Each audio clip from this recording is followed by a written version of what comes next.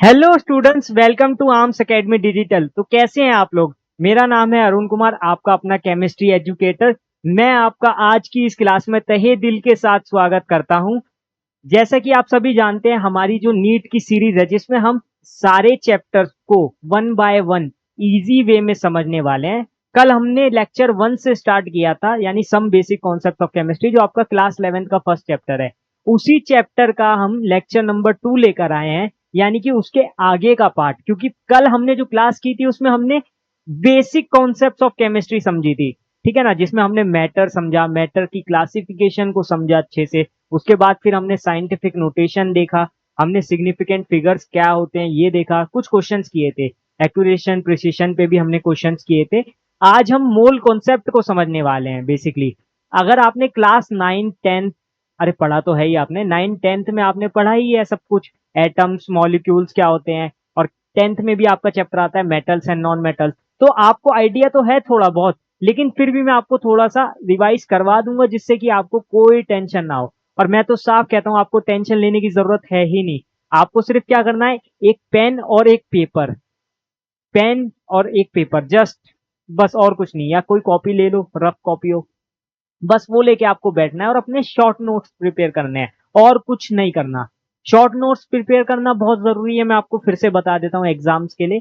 जैसे कि आप नीट के एग्जाम दो, जेई के एग्जाम दो, या आप अपने बोर्ड के एग्जाम भी दो, जो आपके शॉर्ट नोट्स होते हैं ना, वो बहुत ज्यादा इंपॉर्टेंट होते हैं। वही होते हैं जो आपको एग्जाम से पहले हेल्प करते हैं। क्योंकि देखो, आप पूरी थ्योरी कब तक पढ़ोगे या कितनी देर तक कर पाओगे, उतनी एफिशिएंसी होती नहीं है, उतना ज्यादा टाइम बचता नहीं है लास्ट के टाइम में। लास्ट के दिनों में तो ये होता है कि यार जो भी मिले जल्दी से पढ़ लो और खत्म करो। ये होता है कि नहीं होता, सच सा बताना। सभी के साथ होता है ना। अब वही चीज को तो हमें ठीक करना है, उसी चीज को तो हमें बेटर बनाना है। अब आसान चीज तो कोई भी कर सकता है, जैसे कि बस हाँ, थ्योरी है, नोट्स है, पढ़ो खत्म करो। लेकिन आप जब कंपटीशन की तैयारी कर रहे हो ना, तो उसमें सिर्फ पढ़ लेने से कुछ नहीं होगा। आपको क्वेश्चंस आने चाहिए, आपको हर एक कॉन्सेप्ट पता होना चाहिए। ट्रिक्स व्रिक्स काम कर जाती है कुछ जगह, हर जगह नहीं करती है, ठीक है। ये मैं आपको गारंटी के साथ बता रहा हूँ। और यहाँ पर भी मेरी जो कोशिश रहती है वो ये रहती है कि मैं कॉन्सेप्ट को समझाऊं, उसके बाद मैं शॉर्ट तरीका बताऊं। बट पहले मैं कॉन्सेप्ट को ही अच्छे से क्लियर करूं, ताकि बच्चे क्या है कि शुरू में ही ट्रिक देख लेंगे तो फिर वो कॉन्सेप्ट को नहीं समझना चाहेंगे।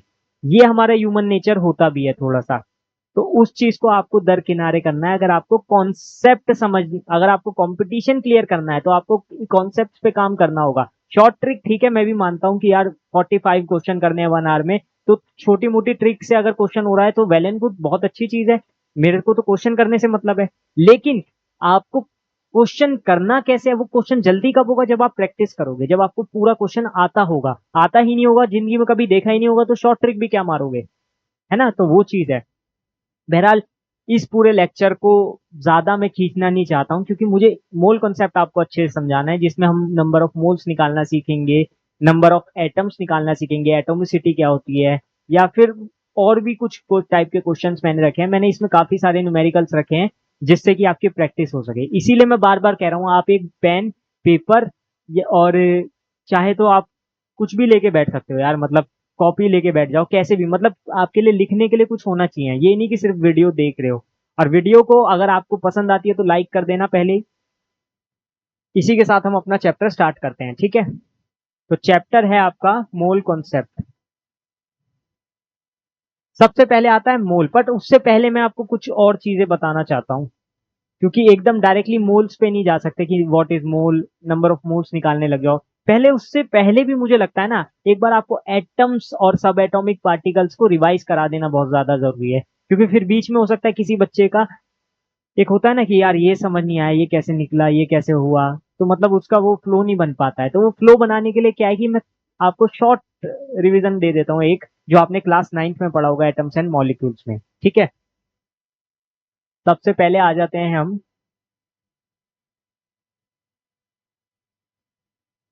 एटम तो सबको पता है, ये तो हमने पिछली क्लास में भी देख लिया था, ठीक है। और मॉलिक्यूल्स भी आपको पता है, जो जो एक या दो से ज्यादा एटम से मिलके बनते हैं। एटम सबको पता है, hydrogen atom, oxygen atom, helium atom, ये सब हमने देख लिए थे, ठीक है। एलिमेंट्स भी हमने कल समझ लिया अच्छे से। अब एटम के ना सब एटॉमिक पार्टिकल्स होते हैं, क्या होते हैं, सब एटॉमिक पार्टिकल्स। तो 3 सब एटॉमिक पार्टिकल्स होते हैं बेसिकली, जिसको हम बोलते हैं इलेक्ट्रॉन, प्रोटॉन, और तीसरा न्यूट्रॉन। ठीक है, इलेक्ट्रॉन, प्रोटॉन, न्यूट्रॉन। ठीक है, इसको हम ई से रिप्रेजेंट करते हैं, इसको पी से, और इसको एन से। ठीक है, इलेक्ट्रॉन पे नेगेटिव चार्ज, प्रोटॉन पे पॉजिटिव चार्ज, न्यूट्रॉन पे कोई चार्ज नहीं होता। अब मेन चीज जो इस चैप्टर में आती है, बच्चों वाले क्वेश्चन तो आपको आएंगे नहीं कि इलेक्ट्रॉन, प्रोटॉन, न्यूट्रॉन बताओ, कितना चार्ज होता है ये बताओ। मेन जो चीज है मैं उसी पे आता हूँ, क्योंकि आपको जो मोल कॉन्सेप्ट में क्वेश्चंस करने होंगे ना, उसमें जिस चीज की जरूरत होगी मैं उसी चीज पे आता हूँ। एक टेबल है छोटी सी, जिसमें मैंने दो चीजें रखी है, एक चार्ज और एक मास। आपको चार्ज और मास पता होना चाहिए बस। इलेक्ट्रॉन का चार्ज और मास क्या है, प्रोटॉन का चार्ज एंड मास क्या है, और न्यूट्रॉन का चार्ज और मास क्या है। ठीक है, तो इस साइड में लिख देता हूं सबसे पहले electron, second proton, and then neutron. ठीक है,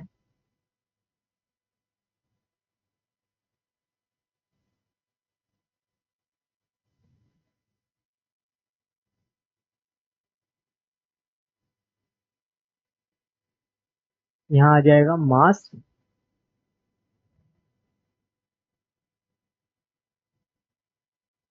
यहां लिखेंगे चार्ज। ये दो चीजें ही हमारी काम की है ना, कि मास कितना होता है, चार्ज कितना होता है। इसी से हम आइडिया लगा सकते हैं।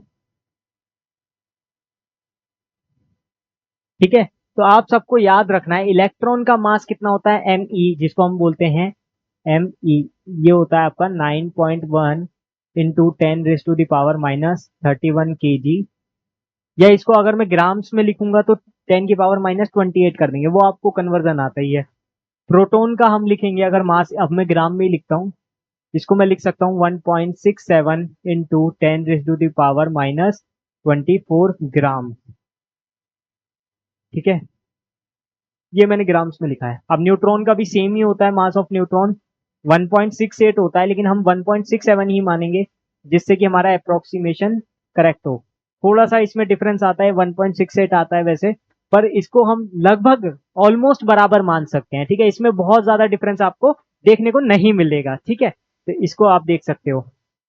चार्ज की बात करूं तो इलेक्ट्रॉन पे होता है -1.10⁻⁻19 कूलम, और यहाँ +1.6 इंटू 10⁻⁻19 कूलम, और न्यूट्रॉन पे जीरो चार्ज होता है। ठीक है, ये आप सबको पता होगा थोड़ा बहुत, तो एक बार देख लो इसको अच्छे से।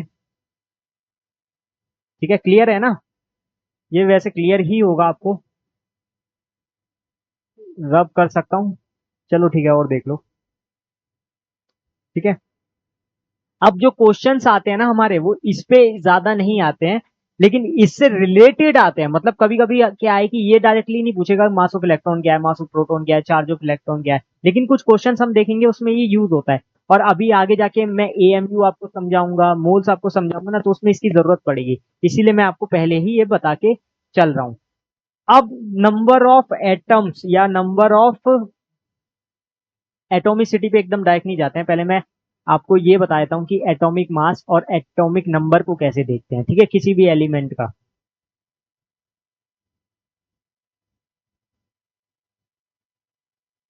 ठीक है, नेक्स्ट स्लाइड करते हैं। हाँ, तो देखो, जैसे कोई एलिमेंट लिखा है,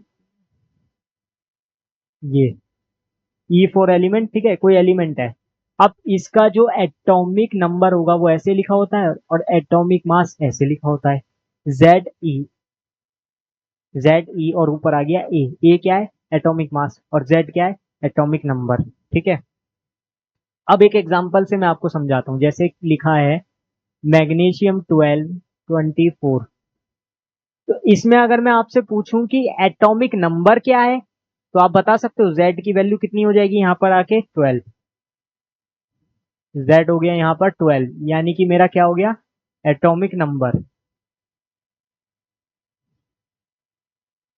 ठीक है, और दूसरा मेरा ए क्या हो जाएगा, 24।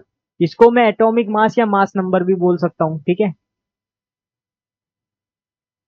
एटॉमिक मास या मास नंबर। ठीक है, ये हो गया आपका। अब इसमें मेन चीज क्या आती है, ये तो मेन चीज नहीं है वैसे इतना ज्यादा, ये तो बहुत सिंपल सी चीज हो गई। इसमें number of proton electron neutron कैसे निकालने हैं, वो तो बच्चों वाली चीज थी, वो तो 9th 10th में भी आपने पढ़ ली होगी। अब इसमें ये बताओ कि number of electron, number of proton, number of neutron कैसे निकालेंगे, वही तो मेन है। जैसे इसमें मुझे बताने हैं नंबर ऑफ प्रोटॉन, कैसे बताएंगे, और दूसरे केस में बताने हैं नंबर ऑफ न्यूट्रॉन्स, फिर बताने हैं मुझे नंबर ऑफ इलेक्ट्रॉन्स, कैसे बताएंगे।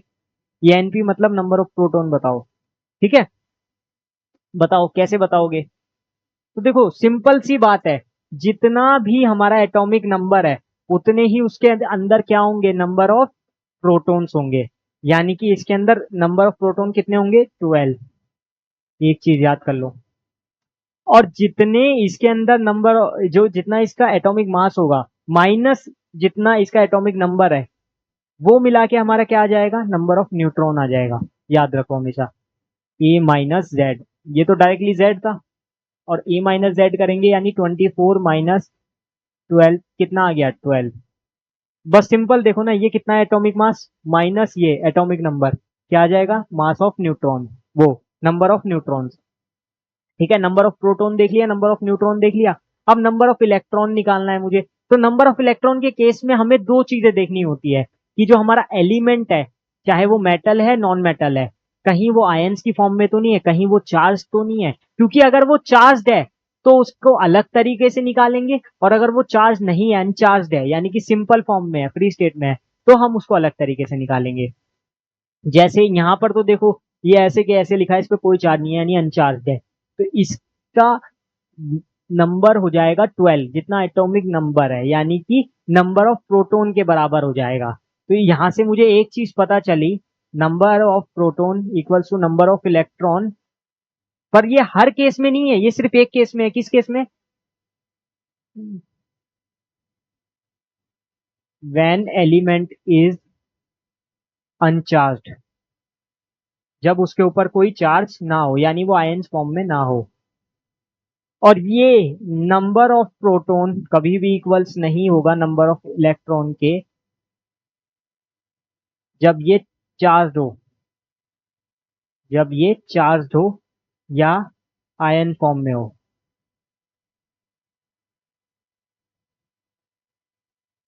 तो ये दोनों चीजें आपको याद रखनी है, अगर वो चार्ज है या आयन्स की फॉर्म में है, तब वो एकदम सेम नहीं हो सकते हैं, ठीक है, तब वो सेम नहीं हो सकते। नेक्स्ट स्लाइड पे मैं आपको कुछ सिखाना चाहूंगा, एक सेकंड।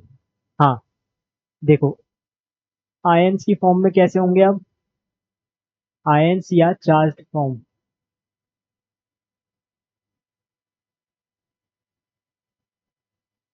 अब देखो, ये बहुत ज्यादा इंटरेस्टिंग केस है आपके, दो केस यहाँ पर बनते हैं। देखो आयन्स दो ही टाइप से हम देख सकते हैं, एक पॉजिटिव आयन, एक नेगेटिव आयन, यानी कैटायन और एनायन। तो पहले मैं लेता हूँ पॉजिटिव आयंस के लिए। पॉजिटिव आयंस, पॉजिटिव आयंस में क्या क्या हो जाएंगे, जैसे Na positive, K positive, Ca2 positive, और Al3 पॉजिटिव। ये सभी देखो पॉजिटिव पॉजिटिव, यानी कि इनके ऊपर क्या है, प्लस चार्ज है। प्लस चार्ज का मतलब क्या है, प्लस चार्ज का मतलब होता है कि वो इलेक्ट्रॉन डोनेट कर रहा है, यानी वो इलेक्ट्रॉन दे रहा है। तो इलेक्ट्रॉन दे रहा है यानी डोनेट कर रहा है, इसका मतलब क्या है कि उसके ऊपर पॉजिटिव चार्ज है। और अगर वो इलेक्ट्रॉन गेन कर रहा है, इलेक्ट्रॉन ले रहा है, तो इसका मतलब क्या है, वो इलेक्ट्रॉन ले रहा है, इसका मतलब क्या है, कौन सा चार्ज आएगा, नेगेटिव चार्ज आएगा। तो ये हमेशा याद रखना है।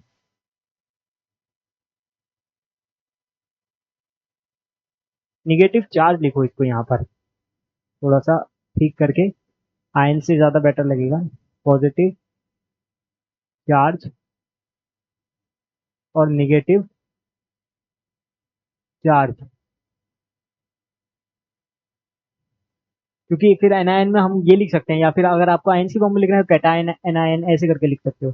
अब नेगेटिव चार्ज आ गया, दैट मीन्स क्या है, Cl निगेटिव है, जैसे सपोज करो, ठीक है। और क्या हो सकता है, S-2 हो सकता है, सल्फेट आयन हो सकता है, ठीक है, कुछ भी हम ले सकते हैं ना। मतलब कि क्या हो रहा है कि ये इलेक्ट्रॉन ले रहे हैं। जैसे Cl-1 का मतलब क्या है, Cl-1 का मतलब है कि वो एक चार्ज ले रहा है, यानी एक इलेक्ट्रॉन ले रहा है। S-2 का मतलब क्या है कि वो दो इलेक्ट्रॉन ले रहा है, यानी दो इलेक्ट्रॉन गेन कर रहा है एक तरीके से, ये बोल सकते हैं ना हम। अरे जल्दी बोलो हाँ के ना। ठीक है।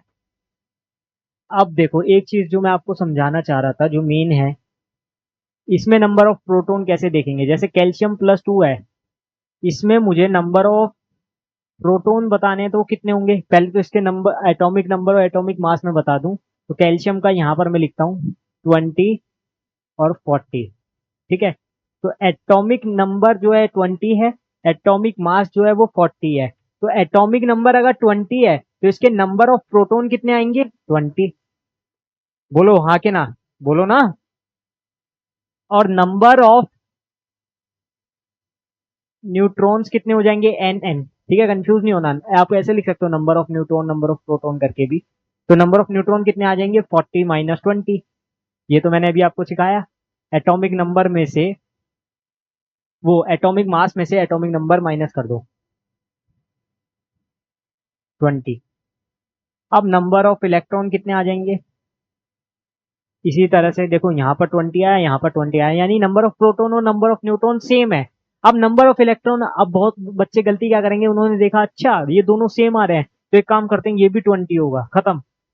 बस वही गलती हो जाती है, क्योंकि वो चार्ज चेक नहीं करते हैं। अब देखो यहाँ पर जो चार्ज दिया है ना +2, इसका मतलब ये है कि इलेक्ट्रॉन डोनेट कर रहा है। इलेक्ट्रॉन डोनेट कर रहा है तो इसका मतलब इलेक्ट्रॉन क्या कर रहा है, इलेक्ट्रॉन छोड़ रहा है ना। तो इलेक्ट्रॉन इसमें से माइनस होने चाहिए कि प्लस होने चाहिए, आप खुद ही बताओ। प्लस चार्ज को देख के धोखा नहीं खाना है। प्लस का मतलब है कि वो इलेक्ट्रॉन दे रहा है, तो यानी उसमें से इलेक्ट्रॉन जा रहे हैं, तो इलेक्ट्रॉन जा रहे हैं तो माइनस होंगे ना। तो जितने इलेक्ट्रॉन गए उतने माइनस कर दो नंबर ऑफ प्रोटॉन में से। 20 - 2 कितना आ गया, 18। बस ये हो जाएंगे नंबर ऑफ इलेक्ट्रॉन्स। एक एग्जांपल इसका भी देख लें, नेगेटिव आयन वाले में भी देख लेते हैं एक बार, है ना, क्योंकि जरूरी है, थोड़ा सा चेक हो जाएगा क्रॉस चेक के लिए। वैसे तो जरूरत नहीं है, क्योंकि मैंने आपको बता दिया है कैसे कैसे करना होता है। इतना ज्यादा आपको दिक्कत होनी नहीं चाहिए, मेरे हिसाब से नहीं होनी चाहिए। जैसे मैं Cl निगेटिव आयन में सिर्फ आपको ज्यादा नहीं पूछ रहा हूँ, बस ये बता दो कि इसमें नंबर ऑफ प्रोटॉन क्या है, नंबर ऑफ इलेक्ट्रॉन क्या है, और ज्यादा कुछ नहीं पूछ रहा। तो नंबर ऑफ प्रोटॉन और नंबर ऑफ इलेक्ट्रॉन बताओ जल्दी से। इसका मैं लिख देता हूँ, Cl का 17 होता है। ठीक है, और ये 35.5 ले लेते हैं हम। ठीक, तो 17 है, तो एक चीज तो समझ आ गई, नंबर ऑफ प्रोटॉन 17 होंगे। ठीक है, इसमें तो कोई चेंज नहीं होने वाला, लेकिन यहाँ नेगेटिव साइन है ना। नेगेटिव साइन का मतलब क्या है कि एक इलेक्ट्रॉन ये क्या कर रहा है, अब ये एक इलेक्ट्रॉन गेन कर रहा है। प्लस वाले केस में हो रहा था कि वो इलेक्ट्रॉन डोनेट कर रहा था, और यहाँ पर क्या होगा, यहाँ पर वो इलेक्ट्रॉन गेन कर रहा है, एक इलेक्ट्रॉन गेन कर रहा है। क्यों, क्योंकि -1 चार्ज है। अगर -2 चार्ज होता, जैसे S-2 है, तो वहां पर दो इलेक्ट्रॉन गेन कर रहा होता। यहाँ पर एक चार्ज है, तो यानी कि -1, यानी कि ये एक इलेक्ट्रॉन गेन कर रहा है, तो यहाँ पर इलेक्ट्रॉन ऐड होना चाहिए क्योंकि गेन कर रहा है। तो यहाँ क्या हो जाएगा, 17 + 1 = 18। ठीक है, बताओ समझ आया कि नहीं। ऐसे ही आप किसी का भी देख सकते हो, Al+3 का भी आप चेक कर सकते थे। जैसे Al में आपके 13 होते हैं ना, तो 13 में से नंबर ऑफ प्रोटॉन इसके हो गए 13, Al के लिए, एल्यूमिनियम के लिए अपने। इस तरह से देखो, तो नंबर ऑफ प्रोटॉन हो गए 13, और नंबर ऑफ इलेक्ट्रॉन कितने हो जाएंगे, 13 - 3। क्यों, क्योंकि 3 इलेक्ट्रॉन डोनेट कर रहा है, तो यानी कितना आ जाएंगे, इसमें 10 इलेक्ट्रॉन आ जाएंगे। ठीक है, इसमें कितने आएंगे, 10 इलेक्ट्रॉन। Mg+2 में कितने आ जाएंगे, 12 होते हैं टोटल, 12 में से 2 गए 10। तो इस टाइप से आप करके देख सकते हो। अगर ये बात आपको समझ आई हो तो चैट बॉक्स में, कमेंट बॉक्स में लिख के बताओ यस भैया। ठीक है, तभी हम आगे बढ़ते हैं, क्योंकि समझ आना चाहिए ना कि आपको समझ में आया कि नहीं आया।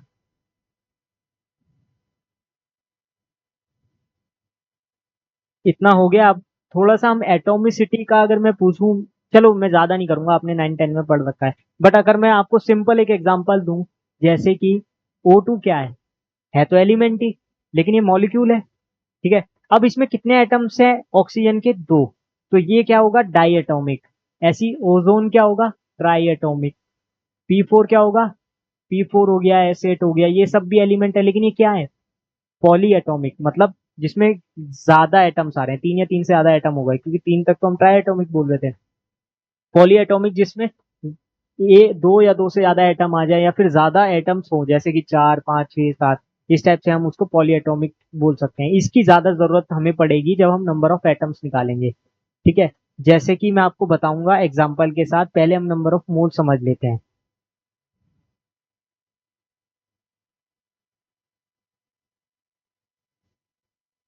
ठीक है, अब हम अपना मेन चैप्टर का जो बेस पार्ट है ना, मोल, मोल कॉन्सेप्ट का मतलब ही समझ में आ रहा होगा कि मोल से, मोल को समझना है हमें। और इस चैप्टर में हमें नंबर ऑफ मोल्स निकालने के लिए, नंबर ऑफ मॉलिक्यूल्स निकालने के लिए, और नंबर ऑफ मोल्स के भी दो फॉर्मूले हैं, एक जो जो गिवन मास वाला है और दूसरा आपका एसटीपी पे होता है। तो सारी चीजें हम धीरे धीरे एक एक करके देखने वाले हैं। ठीक है, आपको बस क्या करना है, जो मैंने सबसे पहले बताया था आपको वीडियो में, आपको कॉपी पेन लेके बैठना है, उसके बिना काम नहीं चलेगा। अब मोल्स पे आ जाते हैं। मोल्स क्या होता है? तो देखो, सबसे सिंपल चीज है, मोल मतलब क्या है कि किसी भी एटम्स को नापने के लिए हम यूज कर सकते हैं। अब एक मोल में कई सारे एटम्स हो सकते हैं। कैसे? अभी वो देखता हूँ। जैसे अगर मैं बोलूँ 1 मोल पेन, तो मतलब बहुत सारे पेन है, बहुत सारे, मतलब आप सपोज करो करोड़ करोड़ करोड़, मतलब एक मोल के अंदर 6.022 इंटू 10 की पावर 23 एटम्स होते हैं। मतलब आप समझ रहे हो, 10 की पावर 23 एटम्स। अब ये मोल है क्या? मोल एक तरीके से group of atoms, group of molecules या ग्रुप ऑफ आयंस, कुछ भी आप कह सकते हो। एक ऐसी एंटिटी है जिसको हम एटम्स को नापने के लिए यूज कर सकते हैं। जैसे यूनिट है कोई, मैं आपसे बोलूं कि बाजार से जाके चीनी ले आओ, तो बस ये बोलूंगा कि चीनी ले आओ, ये भी तो बताना होगा ना कि कितनी चीनी लानी है। तो चीनी की यूनिट क्या है? केजी, ग्राम। इसी में तो आप नापते हो कि भाई 200 ग्राम लिया, 2 किलो लिया। तो उसको नापने के लिए एक यूनिट है। ठीक है, वो मास है ना, तो मास को नापने के लिए केजी, ग्राम यूज करते हैं। अब ऐसी एटम्स को कैसे नापेंगे, पार्टिकल्स को कैसे नापेंगे? तो उसके लिए एक यूनिट हमने तैयार की, मोल। ठीक है, उसके लिए हमने यूनिट क्या तैयार की? मोल। तो मोल का मतलब सिर्फ ये है। और नंबर ऑफ मोल्स निकालने का मोटिव ये होता है कि हम देखते हैं कि उस सब्सटेंस में कितने एटम्स हैं। ठीक है ना, अगर उसमें सपोज करो 10 की पावर 24, 10 की पावर 25, कुछ इस टाइप से एटम्स आ रहे हैं, तो वो यानी वो 1 मोल से ज्यादा आ रहे हैं। क्योंकि एग्जैक्ट 1 मोल तो इतना होता है, 6.023 इंटू 10 की पावर 23। और इसको भी एक नंबर हमने दिया है, एक नंबर हमने नाम दिया है जिसको हम एवोगैड्रो नंबर बोलते हैं, NA। इसको हम इस टाइप से लिखते हैं, NA। ये आपने थोड़ा सा बेसिक, अगर आप क्लास 11th में स्कूल लेवल पे पढ़े होगे तो आपको थोड़ा सा पता होगा। अब एक बार इसकी डेफिनेशन पढ़ लेते हैं। ठीक है, 1 mole of a substance is defined as the number of entities same as the number of atoms present in 12 gram of carbon 12 isotope. अब देखो, कार्बन के आइसोटोप्स अलग अलग अलग होते हैं। C6C13 भी होता है, 6C12 है, 6C14, इस टाइप से होते हैं ना आइसोटोप्स अलग अलग कार्बन के। हमें यहाँ पर एग्जैक्टली C12 यानी कि 6C12 ये वाला कार्बन एटम हमें लेना है। ये आपको याद रखना है। अभी मैं इसके पीछे की भी कहानी बताऊंगा कि AMU कैसे हमने कार्बन 12 से AMU को ड्राइव कर सकते हैं, वो सारी चीजें एग्जाम्पल भी लेंगे कार्बन एटम का। बट अभी आप फिलहाल यही समझो। ठीक है, और जो आपकी एवोगैड्रो नंबर है, 1 मोल का मतलब यही होता है कि एवोगैड्रो नंबर, यानी कि अगर मैं बोलूं 1 मोल पेंस, 1 मोल पेंस, अभी मैं पेन का एग्जांपल दे रहा था ना, उसी से बताता हूँ। तो उसमें यानी कि ये होगा 6.023 into 10 raise to the power 23 pence, यानी बहुत सारे पेंस। बट हम ये बहुत बड़ी क्वांटिटी के लिए यूज नहीं कर सकते। जैसे मैं कहूँ कि मेरे पास 1 मोल फ्लैट है, या 1 मोल, 1 मोल प्रॉपर्टी है, यानी कि 1 मोल मेरे पास बस है, तो वो पॉसिबल नहीं है। इतनी बसें तो, मतलब आप देख रहे हो 10 की पावर 23, करोड़ करोड़ करोड़, इतनी सारी बसें पॉसिबल ही नहीं है। तो बड़ी एंटिटीज के लिए नहीं, हम छोटी एंटिटीज के लिए यूज करते हैं। और आपको पता है कि एटम्स कितनी छोटी एंटिटी है, ये सब आप जानते हो। एटम्स, मॉलिक्यूल्स, आप 9 10 जमाना गुजर गया, तो ये आप बता सकते हो। तो 1 मोल पेंस मतलब ये हो गया। और जनरली हम इसको एटम्स के लिए यूज करते हैं। तो 1 मोल में कितने एटम्स है? 6.023 इंटू 10 की पावर 23 एटम्स। यानी कि मुझे सीधा सीधा समझ आया कि 1 मोल में इतने एटम्स होते हैं। कितने? 6.023 इंटू 10 की पावर 23 एटम्स। इतने एटम्स होते हैं 1 मोल में। क्लियर है? नंबर ऑफ मोल्स को समझने से पहले हमें उसका एक फॉर्मूला होता है ना, given mass upon molar mass. तो हमें मोलर मास ठीक है, ग्राम एटॉमिक मास, ये थोड़ा सा अभी क्लियर करना होगा, ये थोड़ा समझना होगा हमको, तभी हम उसके आगे जा पाएंगे। ठीक है, तो आगे मैं आपको बताता हूँ एटॉमिक मास यूनिट, एएमयू के बारे में मैं आपको बताऊंगा। एएमयू, इसको हम शॉर्ट में लिख देते हैं, यू भी लिखते हैं इसको ऐसे करके, या फिर एएमयू इस टाइप से लिखते हैं, एटॉमिक मास यूनिट। इसका एक फॉर्मूला, एक डेरिवेशन भी होता है जो हम देखने वाले हैं, पहले वही देख लेते हैं। एक काम करते हैं, पहले मैं आपको बता दूं, 1 AMU होता है 1/12 into mass of 1 carbon 12 atom. अब इसको मैं प्रूफ भी करके दिखाऊंगा वैसे तो आपको, ठीक है, थोड़ा सा टाइम टाइम लगेगा लेकिन आपको समझ में आ जाएगा। वैसे हम जो 1 AMU है ना, उसको मास ऑफ प्रोटॉन के बराबर भी मानते हैं, 1.67 इंटू 10⁻⁻²4। ठीक है, जब हम लिख रहे थे ना mass of proton 1.67 into 10⁻⁻24 grams, तो इसको हम 1 AMU भी लिख सकते हैं, तो इसको हम 1 AMU भी लिख सकते हैं। अब कार्बन की फॉर्म में कैसे हम इसको लाएंगे वो एक बार हम समझ लेते हैं, ठीक है ना, कि कैसे हमने इसको सॉल्व किया। जैसे कि हम एक एग्जांपल ले लेते हैं 6C12 वाला ही। तो यू नो दैट कार्बन मतलब C612 मतलब कि ये हुआ कि ये कार्बन का वो वाला आइसोटोप है जिसमें हमारा जो मास ऑफ प्रोटॉन होगा वो 6 होगा, और मास वो नंबर ऑफ प्रोटॉन 6 होगा, और नंबर ऑफ न्यूट्रॉन भी 6 होगा। तो यहाँ पर 6 प्रोटॉन है, 6 न्यूट्रॉन है, और इलेक्ट्रॉन इलेक्ट्रॉन भी 6 है क्योंकि इसमें कोई चार्ज ही नहीं है। ठीक है ना, तो 6 प्रोटॉन है, 6 न्यूट्रॉन है, और 6 इलेक्ट्रॉन है। अब इस चीज को आप अच्छे से समझो, 6 प्रोटॉन, 6 न्यूट्रॉन, 6 इलेक्ट्रॉन, इसका मतलब क्या है। इसका मास निकालेंगे तो हमें इन तीनों को ऐड करना पड़ेगा, इन तीनों को लेना होगा, लेकिन हम मास ऑफ इलेक्ट्रॉन को नेग्लिजिबल मान लेते हैं इन दोनों के कंपैरिजन में, क्योंकि आप जानते हो कि मास ऑफ प्रोटॉन और मास ऑफ न्यूट्रॉन बराबर होते हैं, और जो हमारा मास ऑफ इलेक्ट्रॉन होता है वो इनसे बहुत ज्यादा छोटा होता है, जिसके कारण हम इसको नेग्लिजिबल मान लेते हैं, और ये इसका लगभग 1/1837 टाइम्स होता है, किसका, मास ऑफ प्रोटॉन का। तो इसलिए इसको नेग्लिजिबल मान लेते हैं और इसको नहीं लेते हैं। तो रीजन पता चल गया आपको कि इसको क्यों नहीं लिखते हैं। अब मैं आपको इसको सॉल्व करके दिखाता हूं। तो हम निकाल लेते हैं मास ऑफ 1 कार्बन 12 एटम, इसको जरा हम सॉल्व करते हैं। कैसे करेंगे देखो, मास ऑफ प्रोटॉन पहले तो, लेकिन कितना, 6 mass of proton plus 6 mass of neutron, यही होगा। इलेक्ट्रॉन क्यों नहीं लिया है, क्योंकि मैंने अभी आपको बताया ना उसका मास नेग्लिजिबल हो जाता है, बहुत कम होता है उसके रिस्पेक्ट में, तो इसलिए उसको हम छोड़ सकते हैं। अभी फिलहाल हम करेंगे 6 into mass of proton plus 6 into mass of neutron, कितना हो जाएगा देखो, 6 into 1.67 into 10⁻⁻24 plus 6 into 1.67 into 10⁻⁻24 grams में है ना ये सब, ग्राम, ठीक है।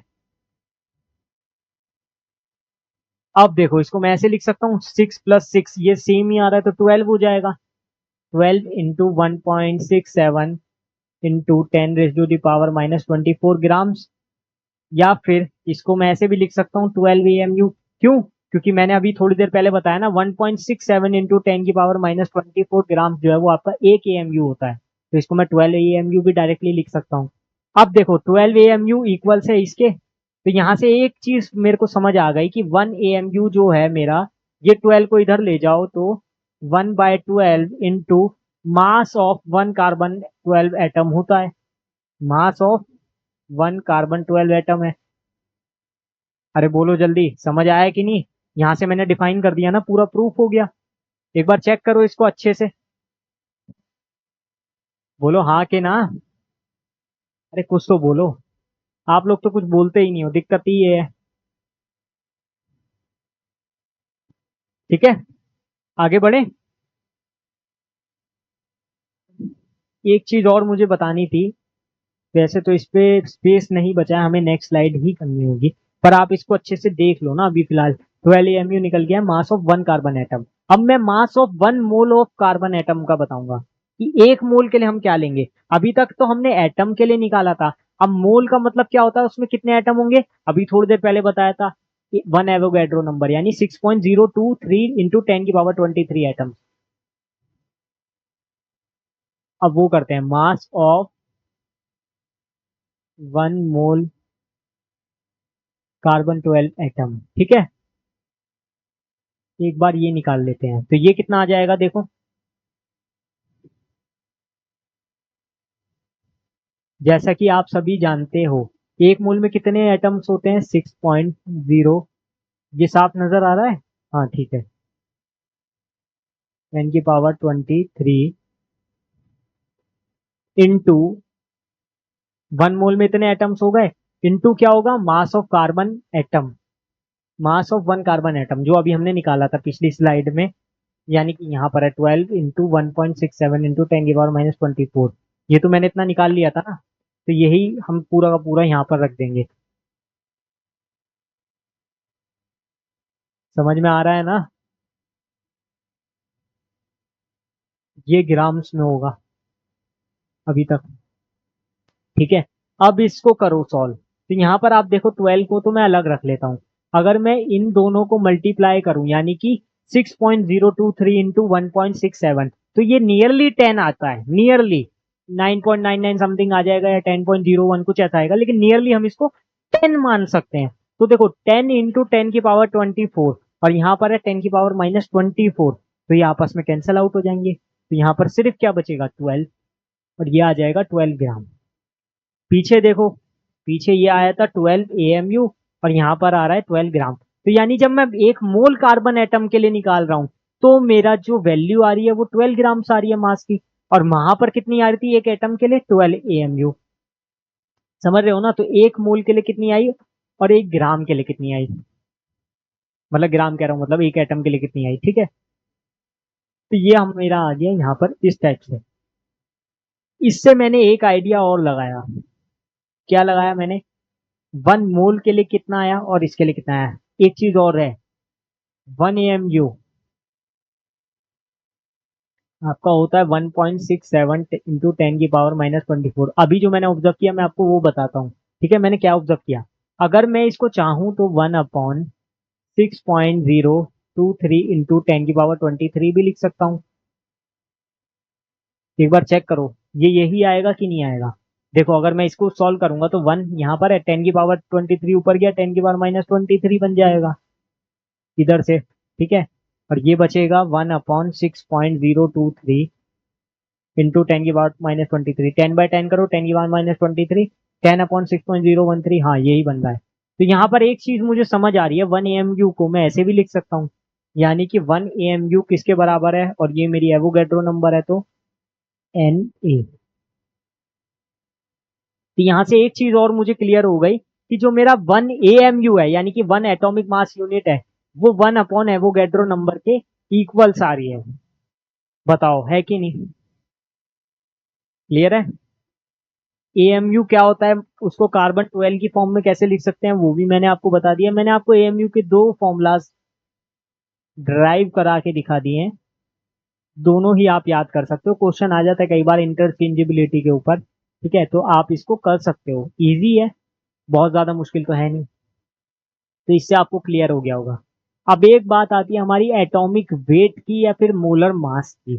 तो देखो मैं आपको बताऊं, एटॉमिक वेट तो एटम का वेट हो गया, उसको हम AMU में अगर लिख रहे हैं ना, जैसे हाइड्रोजन का एटॉमिक एटॉमिक मास क्या होता है, 1 होता है, ठीक है। हीलियम का 4 होता है। तो अगर मैं उसको 1U 4U बोल रहा हूँ तो मैं एक एटम के लिए ले रहा हूँ।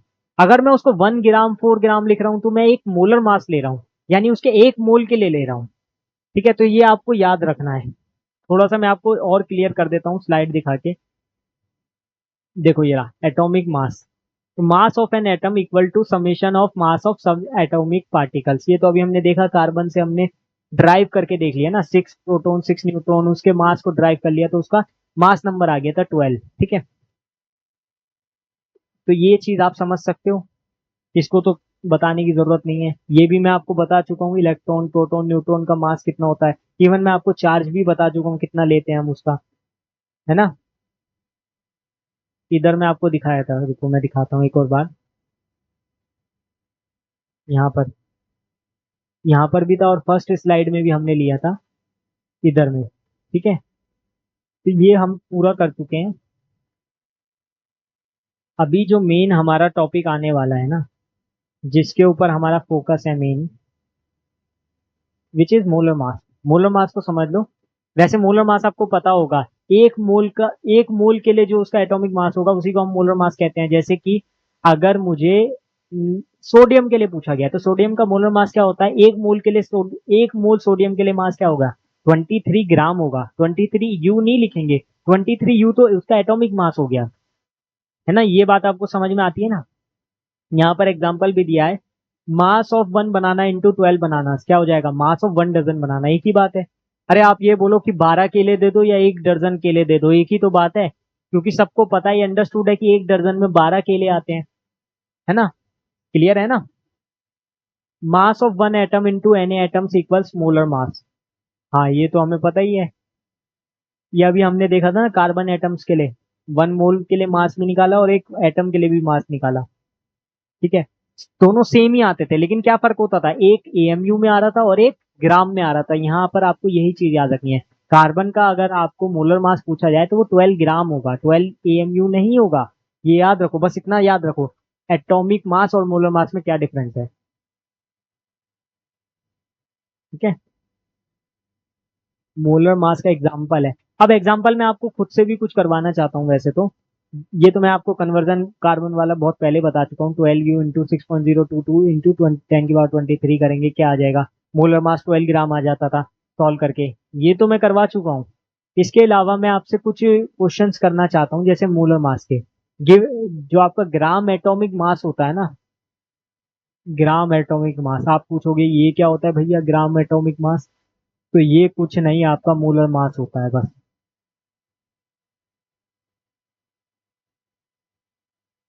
जैसे अगर मैं आपसे पूछूं कैल्शियम का मोलर मास क्या है, मोलर मास ऑफ कैल्शियम क्या होगा, इसको एम से भी डिनोट कर सकते हो आप चाहो तो।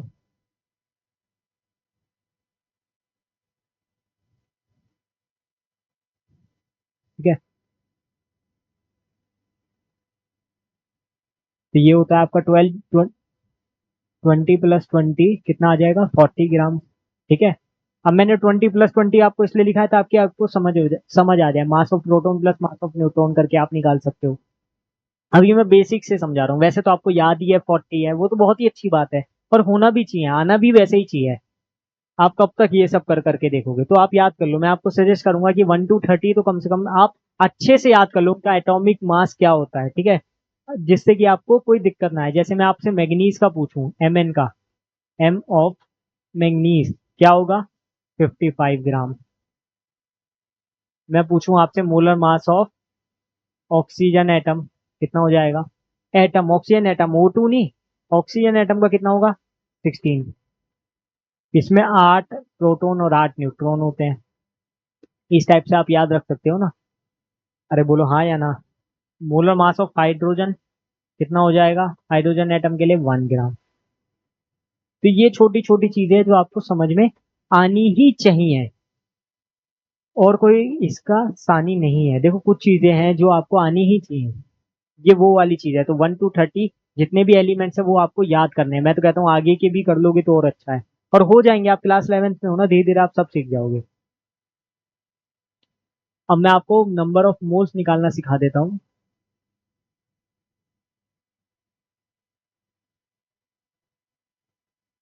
देखो नंबर ऑफ मोल्स निकालने के लिए हमें दो चीजें पता होनी चाहिए। फर्स्ट इज हमारा मोलर मास क्या है, जो भी हमें कंपाउंड दिया है, अगर हमें कंपाउंड दिया है तो हमें उसका मॉलिक्यूलर मास निकालना होगा। मोलर मास अलग, मॉलिक्यूलर मास अलग, यानी मॉलिक्यूल के लिए हम मॉलिक्यूलर मास निकालेंगे और एलिमेंट के लिए हम मोलर मास निकालेंगे। कैसे, उसके भी मैं आपको दोनों एग्जांपल दूंगा, आपको बिल्कुल भी टेंशन लेने की जरूरत नहीं है। नंबर ऑफ एटम्स कैसे निकालने हैं, ये सब हम एक साथ ही देखने वाले हैं, क्योंकि वरना मिसमैच हो जाता। इसीलिए मैं अभी तक रुका हुआ था, आपको नंबर ऑफ एटम्स नहीं बता रहा था। मुझे लगता है पहले नंबर ऑफ मोल सीखो, उसके बाद number of atoms, number of molecules, number of ions कैसे निकालने हैं वो आप सीखो। ठीक है। अब नंबर ऑफ मोल्स निकालने के लिए हमें फॉर्मूला क्या दिया गया है, देखो। तो फॉर्मूला हमारा होगा नंबर ऑफ मोल्स का। नंबर ऑफ मोल्स को हम प्रेजेंट किससे करते हैं, स्मॉल एन से। ठीक है, याद रखना स्मॉल एन इक्वल्स होता है हमारा गिवन मास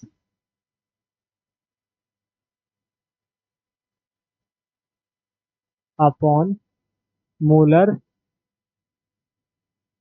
मास। गिवन मास अपॉन मोलर मास। अब देखो गिवन मास हमें पता होना चाहिए, जो हमें गिवन होगा, गिवन मास मतलब यही है ना, पता होना चाहिए का मतलब यह है कि वो हमें क्वेश्चन में गिवन होगा। और अगर नहीं गिवन है, मोलर मास पता है और नंबर ऑफ मोल्स पता है, तो हम गिवन मास भी निकाल सकते हैं। ठीक है, मास कितना है सब्सटेंस का। ज्यादातर केसेस में जब आप नंबर ऑफ मोल्स निकालते हो तो गिवन होता है, और मोलर मास हमें कैलकुलेट करना होता है, मॉलिक्यूलर मास हमें कैलकुलेट करना होता है। मैं आपको सिंपल वे में बता दूं अगर, तो ये फॉर्मूला है। अब एक एग्जांपल लेते हैं। अगर मैं आपसे कहूं find number of moles in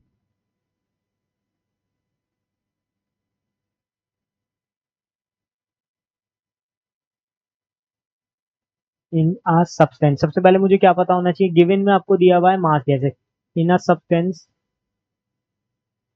which has mass of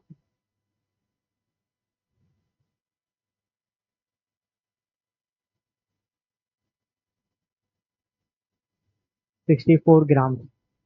अब देखो आप कहोगे सब्सटेंस, ये तो पता चले कि किसका निकालना है, तो वही चीज है, ऐसे आप नहीं निकाल पाओगे। आपको ये भी तो पता होना चाहिए मोलर मास निकालने के लिए कि कौन सा सब्सटेंस है। तो आप देखो, अब मैं आपको बताऊंगा वो क्या होगा। Find number of moles of, इसको थोड़ा सा और चेंज कर देता हूं मैं।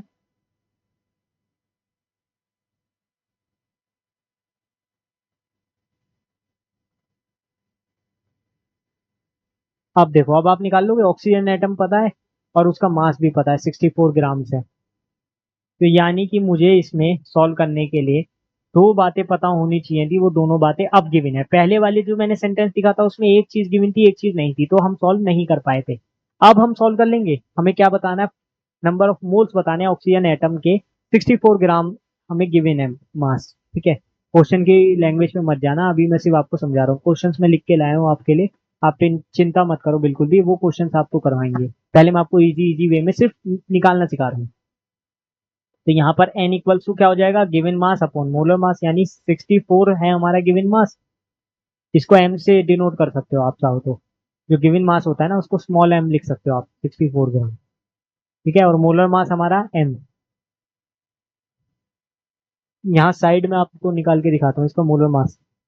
वैसे इसमें तो निकालने की भी जरूरत नहीं है, ऑक्सीजन एटम का पता ही है 16 होता है, तो डायरेक्टली लिख दो 16। अगर नहीं होता, सपोज करो CaCO3 होता, कैल्शियम कार्बोनेट, तो उसका मॉलिक्यूलर मास निकालना होता। वैसा क्वेश्चन भी मैं आपको अभी करवाता हूँ।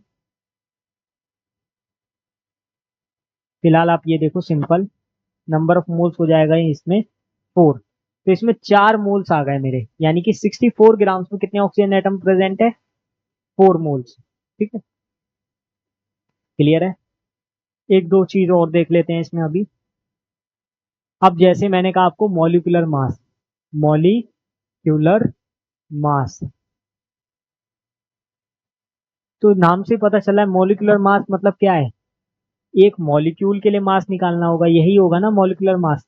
अब देखो, जैसे कि मेरा कोई भी मॉलिक्यूल है, सपोज करो मुझे क्वेश्चन इस टाइप से दिया होता। अब थोड़ा सा मैं क्वेश्चन को डिफरेंट बना देता हूँ। Find number of moles in 18 gram glucose. Glucose का फॉर्मूला पता है आप सबको, ग्लूकोज का तो आपको आइडिया होगा, वैसे अगर आप नीट कर रहे हो, बायो के स्टूडेंट हो, तो आपको तो वैसे ही पता होना चाहिए। नहीं पता, अरे मैं बताता हूँ, C6H12O6, यही होता है। अब इसको सॉल्व करते हैं, देखो कैसे करेंगे। सबसे पहले कोई भी क्वेश्चन आपका आ जाए, उसमें आपको क्या करना होता है, नंबर ऑफ मोल्स निकालने के लिए मैंने आपको बताया हमें क्या चाहिए, गिवन मास जो हमें गिवन है। उसके अलावा हमें क्या निकालना होता है, मोलर मास या मॉलिक्यूलर मास। अब मॉलिक्यूलर मास कितना है यहाँ पर, वो आपको निकालना पड़ेगा ना, C6H12O6 का। अब देखो हमें फाइंड आउट करना है, तो देखो यहाँ पर 6 कार्बन एटम है, यानी कि 6 इंटू मॉलिक्यूलर मास निकालने के लिए पहले मुझे कार्बन के 6 into molar mass of carbon करना होगा। कितने हो गए, molar mass of carbon 12 plus 12 hydrogen atom है, 12 हाइड्रोजन एटम है, तो हाइड्रोजन, एक हाइड्रोजन एटम का मोलर मास कितना है, 1, तो 12 इंटू 1 प्लस 6 ऑक्सीजन एटम है, तो 6 इंटू एक ऑक्सीजन एटम का मोलर मास कितना होता है, अभी मैंने बताया था 16। यही होगा ना, ऐसे ही लिखेंगे ना, 6 कार्बन एटम थे तो 6 इंटू एक कार्बन एटम का मोलर मास यानी 12 प्लस 12 इंटू 1 प्लस 6 इंटू 16। ये समझ आ गया। अब इन सबको ऐड करो, 12 इंटू 6 कितना, 72, 12 इंटू 1 12 प्लस 6 इंटू 16 96। कितना हो गया ऐड करने पर, 84 प्लस 96 180 ग्राम। इसको ग्राम पर मोल लिखते हैं वैसे, क्योंकि हम इसको लिखते हैं नंबर ऑफ मोल्स की यूनिट से, तो उस यूनिट में हम ग्राम पर मोल लिख देते हैं। ठीक है, ये आप जल्दी जल्दी धीरे धीरे सीख जाओगे, बहुत ज्यादा जल्दी करने की होती है। आप डायरेक्ट 180 लिखो, कोई दिक्कत नहीं। आपको क्वेश्चन में तो आपका ऑब्जेक्टिव है ना, तो उसमें आपका चल जाएगा अगर आप कुछ भी नहीं लिखते हो, लेकिन वैसे मैं आपको बता रहा हूँ कायदे से ऐसे होता है। अब नंबर ऑफ मोल्स क्या होता है, गिवन मास अपॉन मोलर मास, यही होता था। इसको कैलकुलेट करो, कैसे निकालेंगे, गिवन मास कितना है, ये रहा 18, डिवाइडेड बाय मॉलिक्यूलर मास कितना हो गया 180, कितना हो गया 1/10 यानी कि 0.1 मोल। बोलो क्लियर है कि नहीं, एक बार इसको चेक करो, बताओ जल्दी।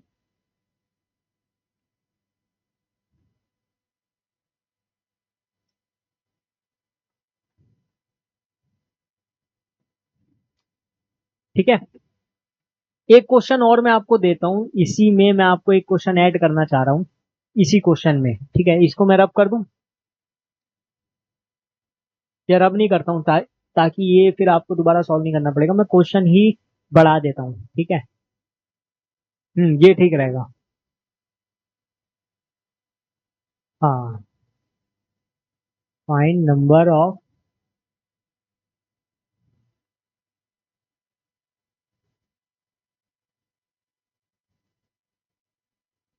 हाँ अब बताओ, number of carbon atoms in glucose 18 gram glucose. आपको कार्बन एटम निकालने तो आते थे, बस एक मोल पता है तो उसमें 6.023 इंटू 10⁻23 कर देते, वहां तक तो आपको ठीक होता था। लेकिन यहाँ पर आपको कार्बन एटम के लिए पूछा है, और इस पूरे मॉलिक्यूल में कितने कार्बन एटम है इंटू एवोगैड्रो नंबर, ये दोनों काम आपको अब इसमें करने पड़ेंगे। ठीक है, तो ये अब इतना आसान नहीं रह गया।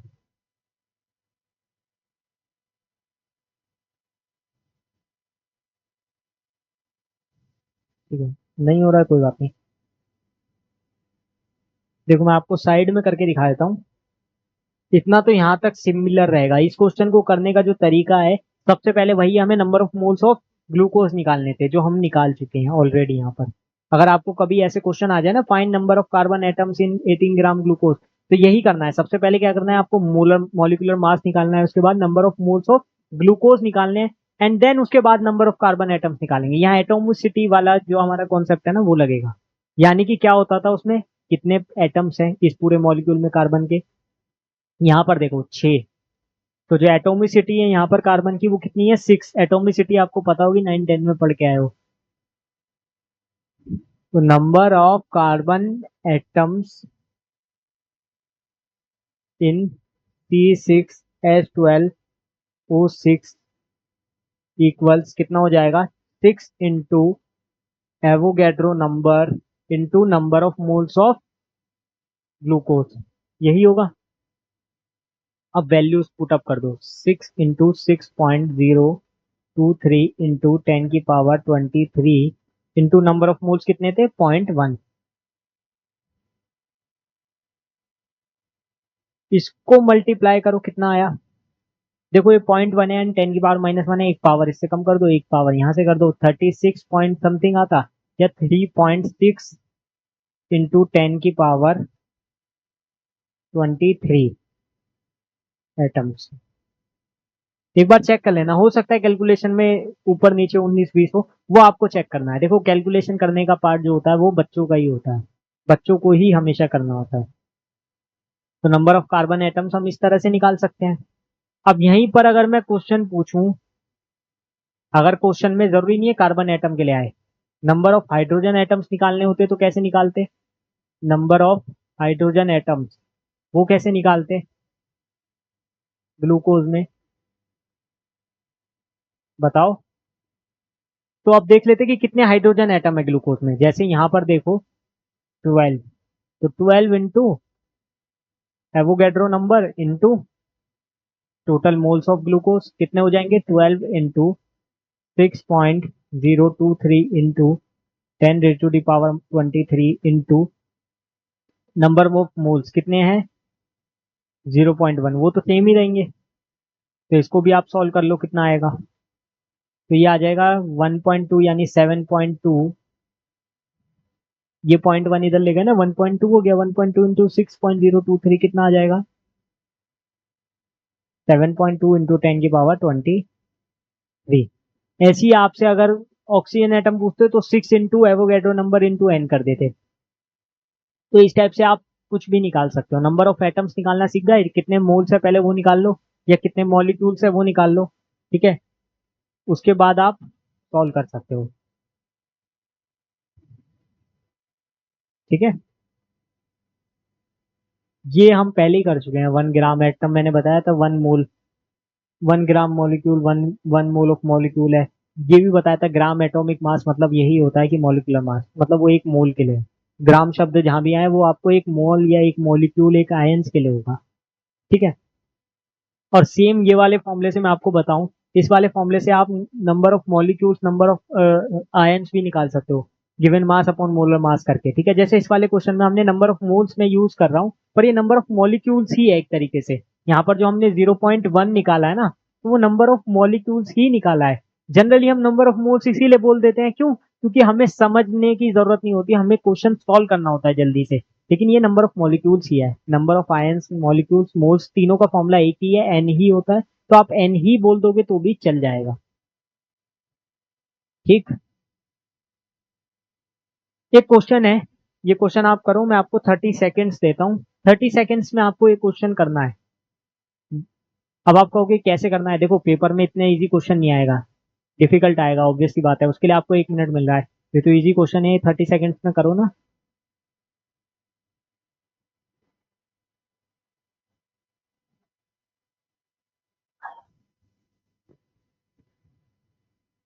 ठीक है, चलो 30 सेकेंड्स ओवर, इतना टाइम नहीं है मेरे पास। अरे भैया बिजी रहते हैं आपके, आपको क्या मालूम, आपको सिर्फ बैठ के वीडियो देखना है, मेरे को तो कंटेंट प्रिपेयर करना होता है आपके लिए, उसके बाद खुद को प्रिपेयर करना, उसके बाद आके यहाँ पे रिकॉर्ड करना, ठीक है।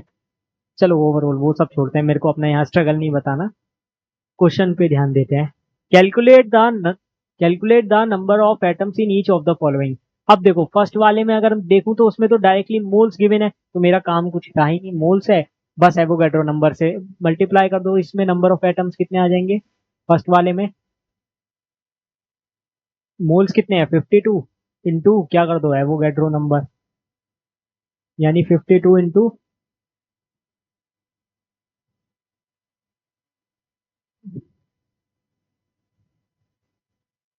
यही हो जाएगा ना, नंबर ऑफ मोल्स इंटू जितने उसमें एटम्स होंगे, एक मोल में कितने एटम होते हैं 6.023 इंटू 10⁻23, और मोल्स कितने थे 52, तो बस उसी से मल्टीप्लाई कर देंगे, ठीक है। आप सॉल्व आप करते रहना कितना आ रहा है। सेकंड पार्ट देखो, 52 U या फिर 52 AMU ऑफ हीलियम।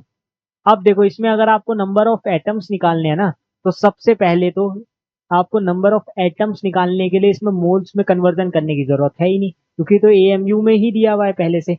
तो अगर ये एएमयू में दिया हुआ है तो आप कहोगे कि अब इसको कैसे किया जाए, तो सिंपल सी बात है, इसमें आपको नंबर ऑफ एटम्स निकालने के लिए क्या करना होगा, वही नंबर ऑफ मोल्स वाला हिसाब, given mass upon number of,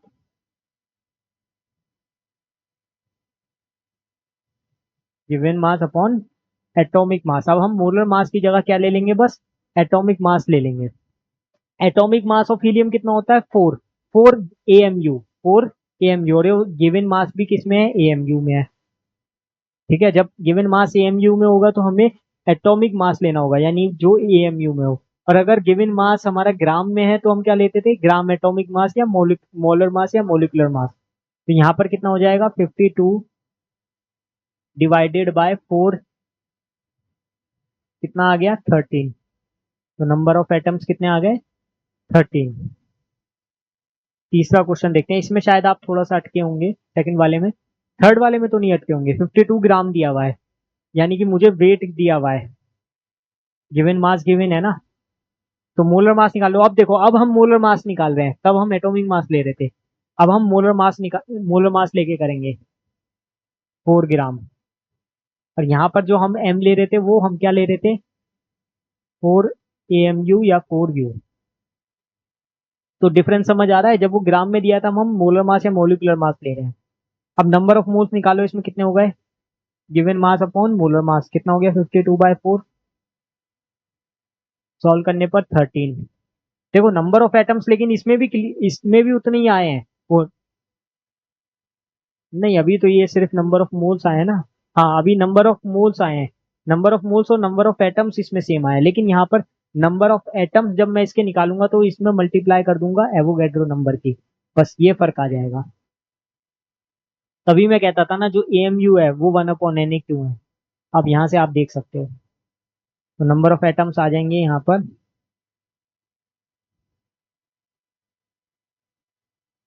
13 into 6.023 into 10⁻³ atoms.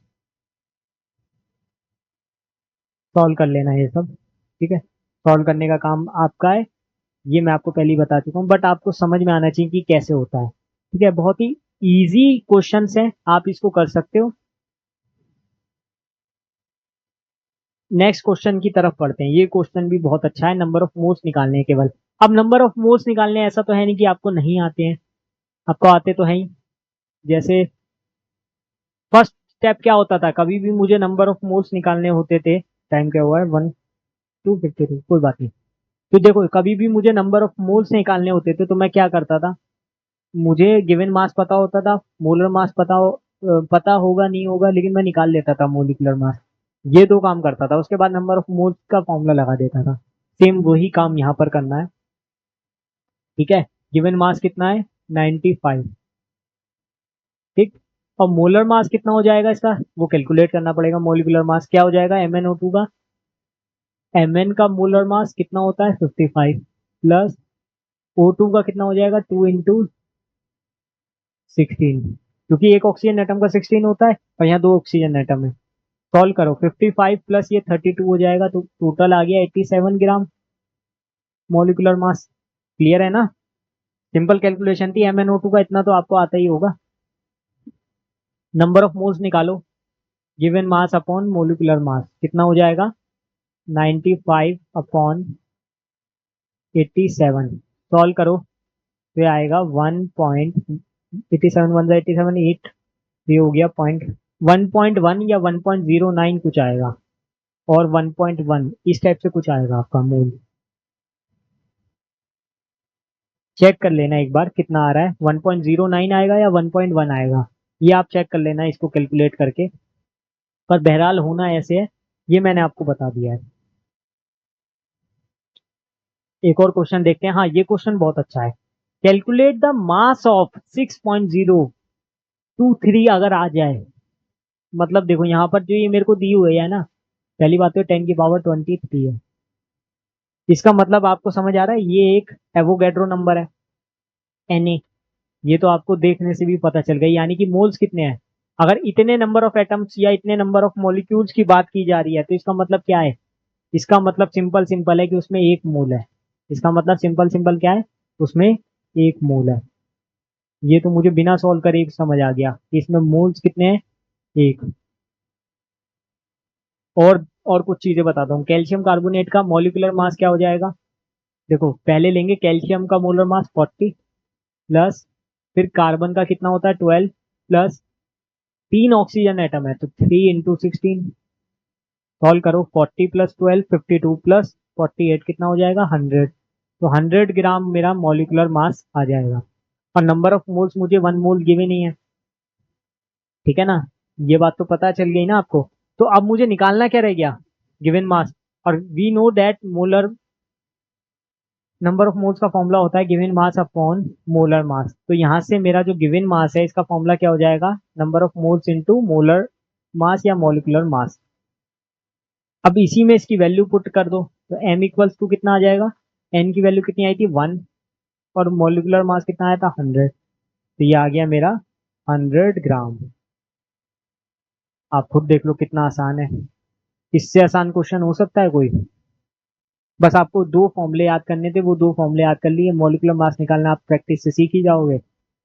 बाकी मैंने आपको बताया तो है कि 1 से 30 एलिमेंट का आपको सबका मोलर मास याद करके चलना है, एटॉमिक मास याद करके चलना है। आपको इस भरोसे पे नहीं रहना कि एग्जाम में गिवन होगा, नहीं हुआ फिर वो चीज भी तो है ना। एक और छोटा सा कॉन्सेप्ट है मिनिमम मॉलिक्यूलर मास, बहुत ही इजी सा। मैं कहता हूँ कि अगर आपने मॉलिक्यूलर मास निकालना सीख लिया तो मिनिमम मॉलिक्यूलर मास निकालना भी सीख लोगे। नाम से भी पता चल रहा है ना, अगर मिनिमम मॉलिक्यूलर मास का मतलब क्या होगा? जो भी आपका एटॉमिक मास होगा ना, अब कुछ परसेंटेज दी होती है कई बार, मतलब जो कंपाउंड होता है ना उसमें लोएस्ट पॉसिबल मास हमें देखना होता है कि इसका कम से कम मास कितना जा सकता है कैलकुलेट करने पर। तो हम क्या करते हैं, उसका जो एटॉमिक मास होता है ना, जो उसकी परसेंटेज ऑफ कंपोजिशन होती है एलिमेंट की, उसको उससे डिवाइड कर देते हैं, और हमारा जो मिनिमम मॉलिक्यूलर मास होता है वो आ जाता है। ठीक है, अगर परसेंटेज भी नहीं है तो हम एक्चुअल मास से भी कर सकते हैं, बट वो बात की चीज है। हम पहले क्या करेंगे, हमें सिर्फ फॉर्मूला याद होना चाहिए, इसमें ज्यादा कुछ नहीं, आपको सिर्फ फॉर्मूला पता होना चाहिए। तो फॉर्मूला क्या है देखो, minimum molecular mass equals to atomic mass of element, जो आपको पता ही होगा, upon percentage of element into 100, into percentage of element, उस एलिमेंट की कितनी परसेंटेज है इंटू 100, क्योंकि परसेंटेज को चेंज करना है तो इंटू 100 से डिवाइड करते हैं तो 100 ऊपर आके इंटू में आ जाएगा। तो ये चीज आप समझ गए होंगे। इस पे एक क्वेश्चन मैं आपको करवा देता हूँ जिससे आपकी प्रैक्टिस हो जाए। जैसे यहाँ पर गिवन है ना, haemoglobin contains 0.25% iron by weight, 0.25% iron by weight. If one molecule of hemoglobin contains 4 atoms of iron, find the molecular mass of hemoglobin. तो ये कह रहा है कि अगर एक हीमोग्लोबिन कंटेन 0.25% आयरन, तो जो उसके एक मॉलिक्यूल में 4 एटम है आयरन के, तो उसमें उसका मॉलिक्यूलर मास क्या होगा? तो अच्छा क्वेश्चन है। एक चीज तो मुझे पता चल चुकी है कि एक मॉलिक्यूल में, in one molecule of haemoglobin has 4 iron atom, यानी 4 × Fe एटम, 4 × Fe। तो Fe का एक का मोलर मास कितना होता है? 56 होता है, यही होता है ना। और हमें जो मैंने अभी पीछे पढ़ा था उसमें यही देखा था कि एटॉमिक मास ऑफ एलिमेंट चाहिए हमें, ठीक है ना। एटॉमिक मास हमें पता चल गया इसका क्या होता है, अभी इसको रहने देते हैं। इससे हम इसको सॉल्व कर सकते हैं। अब मुझे मिनिमम मॉलिक्यूलर मास निकालना था ना, मिनिमम,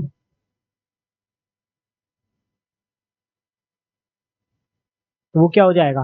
पहले क्या करेंगे, कंपोजिशन कितनी थी 0.25% आयरन की, ठीक है, और आयरन कितना है टोटल 4 × 56, तो यहाँ लिखेंगे 0.25, और इंटू में क्या करते थे लास्ट में 100। अब इसको सॉल्व करो, ये 1/4 आ जाएगा, अगर 0.25 को देखो तो 1/4 होता है, ऊपर 4 आ जाएगा, तो ये हो जाएगा 4 × 4 × 56 × 100, ये 16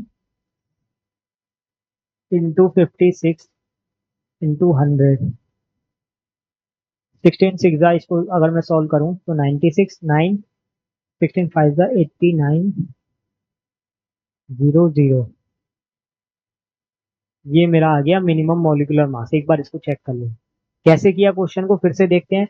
एक मॉलिक्यूल ऑफ हीमोग्लोबिन में कितने टोटल एफी एटम्स थे? 4 एटम्स थे। ठीक है, तो चारों का हमें लेना होगा। तो हम जो एटॉमिक मास लेंगे ना एलिमेंट का, तो वो 56 है। वैसे तो आयरन का 56 है, लेकिन 4 एटम प्रेजेंट है ना हीमोग्लोबिन में, तो 4 से इसीलिए इंटू किया है बस।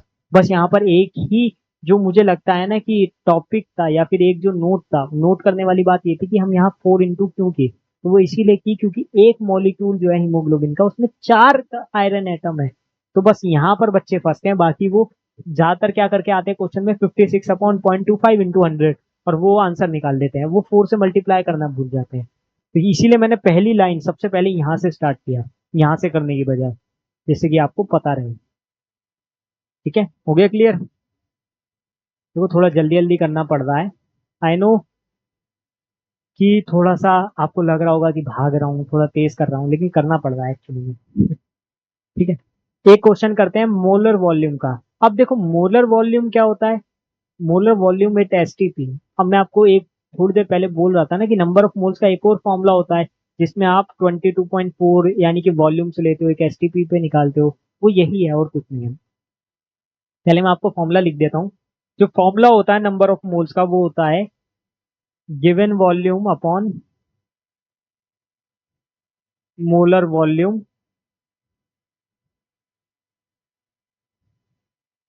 और 22.4 लीटर। ठीक है, इससे आपको निकालना है। अब ये मोलर वॉल्यूम क्या है, वो यही है जो आपका हेडिंग में है ना। तो मोलर वॉल्यूम होता है आपका एसटीपी कंडीशन, यानी standard temperature and pressure condition पे। Standard temperature and pressure condition होती है आपकी जहां पर आपका जो टेम्परेचर है वो 0 डिग्री सेल्सियस हो जाए, यानी 273 केल्विन, और प्रेशर आपका 1 एटमोस्फेयर हो या 1 बार हो। ठीक है, हम इसमें दोनों चीज लेके चलते हैं। अगर हम 1 एटमोस्फेयर लेके चल रहे हैं तो 22.4 लीटर लिखते हैं। ठीक है, 1 बार लिख के चलते हैं। देखो ज्यादा डिफरेंस नहीं होता 1 बार और 1 एटमोस्फेयर में, तो थोड़ा सा डिफरेंस आ जाता है। जैसे कई कई आप देखोगे ना कि मोलर वॉल्यूम को 22.7 लिखते हैं एसटीपी कंडीशन पे। जो हमारा ओल्ड कॉन्सेप्ट है उसमें हम 22.4 लीटर ही लेके चलते हैं, इसलिए कुछ पुरानी बुक में 22.4 लीटर ही लेते हैं, लेकिन कहीं कहीं हम 22.7 भी देखते हैं। तो ये दोनों कंडीशन आपको देखने को मिलती है, लेकिन उसमें हमें ये देखना है कि हम जो वॉल्यूम ले रहे हैं वो कौन से प्रेशर पे ले रहे हैं, 1 एटमोस्फेयर पे या 1 बार पे, वो चीज हमें देखनी होती है। लेकिन बहुत ज्यादा फर्क नहीं पड़ता है उसमें, थोड़ा सा ही अंतर आता है वैल्यूज में। तो आप इस टाइप से देख सकते हो किसी भी गैस के लिए जो हमारा नंबर ऑफ मोल्स निकलेगा वो given volume upon molar volume होगा एट एसटीपी, कितना हो जाएगा, 22.4 लीटर लेके चलना है या 22.7 लीटर। अब इस पे मैं एक दो क्वेश्चन करवा देता हूँ पहले आपको, क्योंकि ऐसे नहीं समझ आए हो। जैसे find number of moles of a gas which contains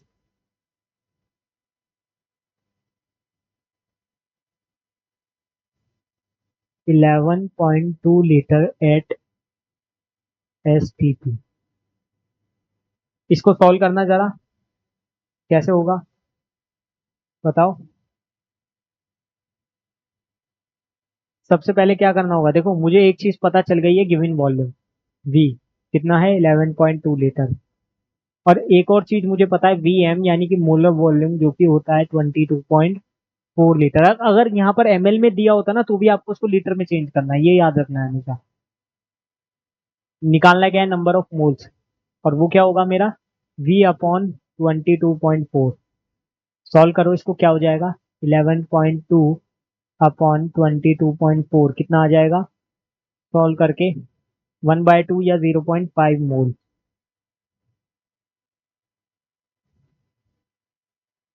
बोलो हाँ के ना। क्लियर है यानी कितना सिंपल था, हमें ये पता था कि गिवन वॉल्यूम कितना था और मोलर वॉल्यूम कितना था, तो हमने नंबर ऑफ मोल्स निकाल लिए। इसके एक सवाल करवा देता हूँ, हाँ ये वाला सवाल अच्छा है। वैसे ये वाले जो क्वेश्चन है आपके लिमिटिंग रिएजेंट जब मैं आपको करवाऊंगा तब ज्यादा अच्छा लगता, लेकिन अभी भी मैं आपको बता दूंगा, थोड़ा सा ज्यादा कोई दिक्कत वाली बात नहीं है। इस केस में देखो क्या होगा ना, Zn + 2HCl gives us Zn Cl2 plus H2, यानी कि हाइड्रोजन गैस लिबरेट हो रही है। अब देखो यहाँ पर मुझे गिवन क्या क्या है, एसटीपी कंडीशन लग रही है, लेकिन हमें ग्राम में वेट दिया हुआ है जिंक का। ठीक है, जिंक का तो ग्राम में दिया हुआ है, यानी कि हम मोल्स निकाल सकते हैं इसके, Zn के। ठीक है, 32.65 है, तो इसको डिवाइड कर देंगे इसके मोलर मास से। मोलर मास कितना होता है जिंक का? 65। करो कितना आ गया? 0.5। तो 0.5 मोल ये किसके लिए है? 0.5 मोल जिंक। अभी नंबर ऑफ मोल्स निकालना आप सीख चुके हो ना, गिवन मास अपॉन मोलर मास, given mass upon molar mass. तो 0.5 मोल ऑफ Zn के नंबर ऑफ मोल्स 0.5 आ रहे हैं। तो यहाँ पर भी जो हम गैस के लिए देखेंगे, यानी कि हाइड्रोजन गैस के लिए इतना ही होगा, है ना। हाइड्रोजन गैस के लिए भी इतना ही बनेगा, 0.5 मोल। तो अगर मैं इसके लिए भी यही मानूं तो नंबर ऑफ मोल्स मेरा 0.5 मोल ही हो गया। और ये एसटीपी पे है, एसटीपी पे है मतलब क्या हो जाएगा? एसटीपी पे होने का मतलब ये है कि इसका given volume given, molar mass given होगा। वो मोलर वॉल्यूम कितना होगा? 22.4। और निकालना क्या है मुझे? वॉल्यूम निकालना है ना। हाँ, तो क्या हो जाएगा? N equals to V upon VM। तो यानी कि ये हो जाएगा यहाँ से V equals to N into VM। ठीक है ना, V equals to N into VM हो जाएगा। अब V कितना है हमारा? VM है 22.4 और N कितना है? 0.5। कितना आ गया सॉल्व करके? सॉल्व करना जरा इसको। 1/2 हो जाएगा सीधे सीधे, 11.2 लीटर। एक बार चेक करो वॉल्यूम इतना ही आ रहा है कि नहीं। पहले हमने क्या किया, देखो हमें जिंक का गिवन मास पता था, तो हमने जिंक का मोलर मास पता करके उसके नंबर ऑफ मोल्स निकाल लिए। तो नंबर ऑफ मोल्स कितने आए थे? 0.5। 32.65 अपॉन 65 कितना हो गया? 0.5 मोल ऑफ जिंक। अब हमारा जितना जिंक बन रहा है, जितने मोल जिंक के बन रहे हैं उतने ही हाइड्रोजन के होंगे। तो यानी कि यहाँ से मैंने मान लिया हाइड्रोजन के 0.5 मोल थे। ठीक है, तो और हमें पता है एसटीपी कंडीशन पे हम फॉर्मूला लगाते थे N equals to V upon VM. VM हमारा गिवन होता है कितना? 22.4। तो बस हमने यहाँ से वॉल्यूम निकाल लिया। इस टाइप से हमने इस क्वेश्चन को किया। ये हमारी अप्रोच थी। ठीक है, ये हमारा लास्ट टॉपिक होगा। आई थिंक इसके बाद हम इसको एंड करते हैं। बहुत ही इजी चीज है। Example of concept of averages. Example of concept of averages मतलब कि कोई भी नंबर्स दिए हुए हैं हमें, हम उसका एक एवरेज निकालने वाले हैं। यानी कि जैसे कि क्लास में स्टूडेंट्स के मार्क्स हैं, इसके 46 आए, इसके 50 आए, इसके 60 आए, इसके 70, इसके 80, 90, 100।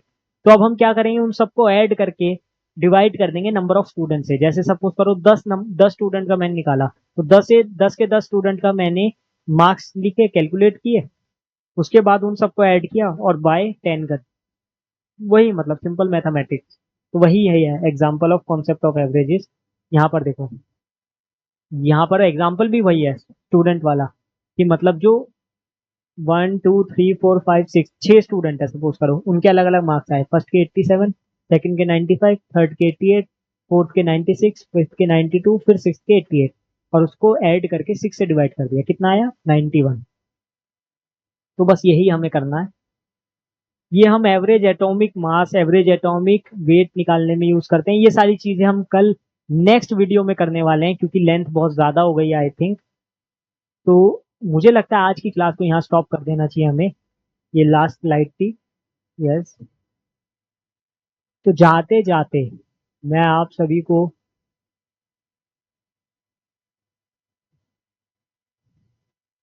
थैंक यू कहना चाहूंगा कि आपने इतने अच्छे से इस लेक्चर को अटेंड किया। और बहुत मजा आया, सच बताऊं तो इतना मजा आया कि मतलब पता ही नहीं चला कि कब मेरा इतना टाइम हो गया है और मेरा लेक्चर कंप्लीट हो चुका है। अब दूसरा लेक्चर के लिए मुझे जाना होगा। तो इसी टाइप से हम मिलते रहेंगे। हमारा लेक्चर 2 था, फिर लेक्चर 3 आएगा, लेक्चर 4 आएगा, लेक्चर 5 6 7 8 10। ये रुकेगी नहीं सीरीज, ठीक है। और इससे आपको बहुत फायदा होगा। मैं समझता हूँ कि नीट के बच्चों के लिए तो ये सीरीज वरदान है। इसमें थोड़ा सा मुझे तेज भागना होता है क्योंकि कोर्स बहुत ज्यादा है और टाइम कम है। आप इसको रिवीजन की तरह ही देखें, लेकिन आई नो दैट कि आप इसमें एडजस्ट कर सकते हो, क्योंकि आप काफी ज्यादा सपोर्टिव हो। शुरू से ही मैंने ये चीज देखी है। तो आगे भी रहिएगा। ठीक है, इसी तरीके से मेरी वीडियोस को देखते रहिए, और कुछ भी अगर आपको लगता है तो आप सजेशन दे सकते हो कमेंट बॉक्स में। और इसी तरह से जुड़े रहें साथ में। मैं और मेहनत करूंगा अच्छी अच्छी वीडियोस लाने की। तो इसी के साथ हम इस क्लास को एंड करते हैं और चलते हैं।